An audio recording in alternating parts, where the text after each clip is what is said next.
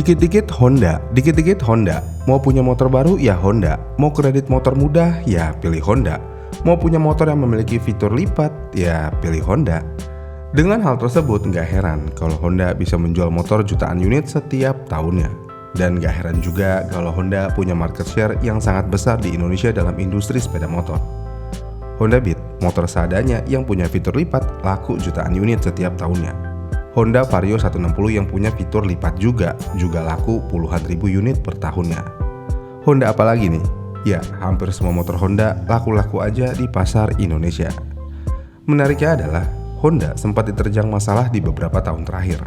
Rangka lipat, spakboard miring, karatan di beberapa titik, bahkan sampai di tangki bensin. Bahan besi diganti plastik dan lainnya. Tapi herannya motor Honda masih terus laku dan disukai oleh pasar. Penjualan mereka tidak pernah turun, bahkan cenderung stabil gitu-gitu aja. Ini yang bikin bingung. Bagaimana mungkin penjualan mereka terus stabil padahal mereka tidak seperti mementingkan kualitas di era ini? Iya kan? Tapi ketika masuk tahun 2025, kita akhirnya melihat berita kalau penjualan motor Honda menurun.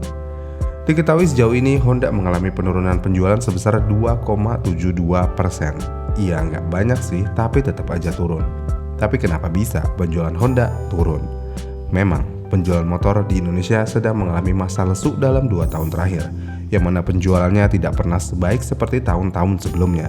Dan hal ini bisa disebabkan oleh lesunya ekonomi Indonesia. Walaupun suku bunga kredit sempat turun, tapi tetap aja hal tersebut tidak membantu mendongkrak penjualan motor di Indonesia. Dan menurut pihak Honda, penurunan penjualan Honda ini masih sejalan dengan penurunan pasar yang ada, yang mana di bulan Januari 2025 ini pangsa pasar motor matic turun sampai 73,67% dari 90,55%. Dengan demikian sebenarnya masuk akal kalau pihak Honda bilang penurunan mereka masih sejalan dengan tren penurunan pasar. Tapi yang bikin menarik di sini adalah Honda sudah mengalami penurunan penjualan dari tahun 2025 dan mereka selalu bilang trennya sejalan dengan tren pasar. Tapi ketika kita melihat berita ini, IC bilang kalau penjualan motor naik sekitar 1,3% di tahun 2025 jika dibandingkan dari tahun 2024. Jika kita melihat berita itu, statement Honda jadi tidak relevan lagi. Dan kalau kita lihat produsen lain seperti Suzuki misalnya di tahun 2025 kemarin, Suzuki mengalami kenaikan penjualan yang cukup signifikan di tahun kemarin, sedangkan Honda malah mengalami penurunan penjualan. Tapi kenapa bisa di luar dari pasar yang sedang lesu, kenapa Honda bisa mengalami penurunan penjualan? Karena jika setiap orang butuh motor seperti Honda dalam kondisi apapun, seharusnya penjualan Honda tidak tergoyahkan, minimal ya stagnan. Tapi kenapa bisa sampai turun saat ini? Jawabannya adalah pasar yang semakin pintar. Maksudnya pintar bagaimana? Jadi Honda selalu memberikan produk yang bisa dibilang jauh dari standar kualitas Honda zaman dulu. Memang hal ini terkadang harus dilakukan oleh produsen supaya mereka bisa menekan harga jual dan tetap profit. Tapi lama-kelamaan sepertinya sejauh ini hanya Honda yang terlalu jauh bermain di pengepresan harga ini. Walaupun selama bertahun-tahun juga Honda bermain begitu, motornya selalu aman dalam hal penjualan. Apapun yang mereka keluarkan, mau speknya nggak berubah, desainnya nggak berubah secara masif, dan pembaharuan yang diberikan juga tidak terlalu banyak. Bahkan masalah yang udah ada di motor sebelumnya masih ada di motor terbarunya, motor Honda masih laku-laku aja. Masalahnya adalah pasar lama-kelamaan akhirnya jenuh dengan hal ini. Apalagi segmen umur yang paling potensial untuk membeli motor biasanya ada di rentang umur 35 tahun ke bawah.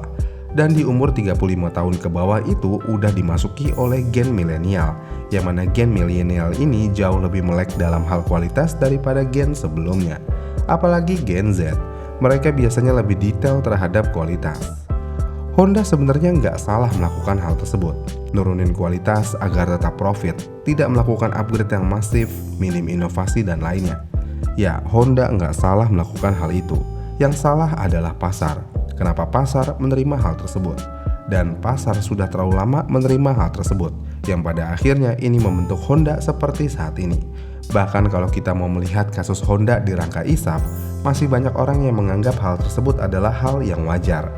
Yang bikin geleng-geleng kepala lagi, setelah tidak adanya solusi recall untuk perihal rangka ISAF dan pihak Honda hanya memberikan garansi rangka doang, masalah ISAF seperti sudah selesai, bahkan seakan-akan tidak pernah terjadi. Tapi semua ini akhirnya berubah di beberapa tahun terakhir. Sudah tidak ada lagi kata-kata wajar lah, inilah itulah. Semua akhirnya menjadi melihat kualitas di sini.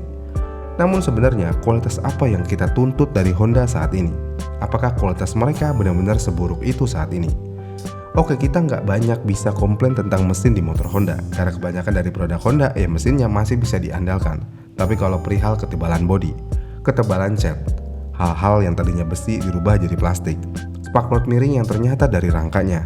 Ya, ini adalah hal kecil sebenarnya, tapi lambat laut ini seperti menjadi bom waktu untuk Honda. Mungkin saat ini pasar potensial masih dihuni oleh gen milenial. Bagaimana beberapa tahun ke depan yang mana pasar potensial sudah dipenuhi Gen Z? Apakah Honda masih bisa bermain seperti ini? Jika iya, mungkin aja ini awal dari keterpurukan Honda. Karena jika kita lihat kompetitor terdekat Honda yaitu Yamaha, motor mereka sebenarnya lebih menarik dan lebih bagus. Tapi satu yang mereka nggak punya, yaitu sistem kredit yang mudah. Jika aja dalam beberapa tahun ke depan Yamaha punya sistem kredit semudah Honda saat ini, mungkin aja pangsa pasar Honda lambat laut akan tergerus oleh Yamaha. Belum lagi Suzuki yang perlahan-lahan bangkit dan selalu mengedepankan kualitas. Mungkin aja pasar Honda digerogotin Suzuki juga walaupun pelan-pelan. Dan kalau kita mau lihat lagi, jika Honda mengalami penurunan penjualan, statement mereka hampir selalu sama. Pasar lagi turun dan ini sejalan dengan penurunan pasar. Secara angka mungkin iya, tapi secara konteks ya belum tentu. Apalagi kalau kompetitor mengalami kenaikan penjualan, misalnya Suzuki. Ya, statement tersebut jadi nggak solid lagi. Namun dari penurunan penjualan Honda ini sebenarnya ada baiknya juga. Ini seperti Honda lagi di fase ujian. Apakah Honda mau mendengarkan pasar? Apakah mereka mau lebih transparan dan apakah mereka mau lebih berani? Jika Honda melakukan perubahan, tentu aja pasar akan dengan senang hati menerima Honda kembali. Lebih dari 10 tahun lalu, tidak banyak orang yang komplain dengan kualitas motor Honda. Semua terasa baik, sebagai contoh di era Honda Beat awal, lalu di era Honda Vario Karbu sampai ke ZR. Jarang banget yang ngeluh tentang hal-hal sepele seperti bodi dan lainnya. Walaupun masalah bodi udah mendarah daging di hampir setiap produk Honda mulai dari Supra kepala getar, tapi tetap aja kita jarang komplain perihal cat, ketebalan bodi dan lainnya. Iya kan? Namun saat ini udah bodinya gampang patah, catnya tipis, bodinya tipis, apalagi di motor terbarunya Honda hanya bermain klip di bodinya, udah jarang baut. Jadi tanpa keberuntungan yang ekstra, udah pasti sekali buka langsung patah jika salah dan gak beruntung. Ya, secara keseluruhan sebenarnya pasar tidak benci produk Honda, tapi pasar udah kecewa dengan produk Honda karena mereka tidak memberikan sesuatu hal yang benar-benar bagus. Ekonomi Indonesia saat ini memang sedang sulit, dolar terus merosot, harga emas terus naik tajam. Dengan kondisi ini, pasar cuman pengen satu, beli motor yang benar-benar berkualitas supaya tidak ada biaya tambahan lainnya di kemudian hari. Bayangin aja jika kalian baru beli motor Honda, kreditnya 3 tahun, baru pakai 2 tahun, rangkanya udah karatan, atau bodinya pada patah, atau tangkinya karatan, dan lainnya. Ya tentu aja ini akan menjadi hal yang sangat sulit untuk diperbaiki. Iya kan? Jadi ya, berikan kualitas kembali ke pasar, maka kita tidak akan melihat berita penjualan motor Honda menurun lagi, walaupun lagi di fase pasar yang lesu. Gimana nih menurut kalian? Penjualan Honda benar-benar turun atau memang pasar yang lagi turun? Komen di kolom komentar di bawah ya, dan sampai jumpa di video selanjutnya.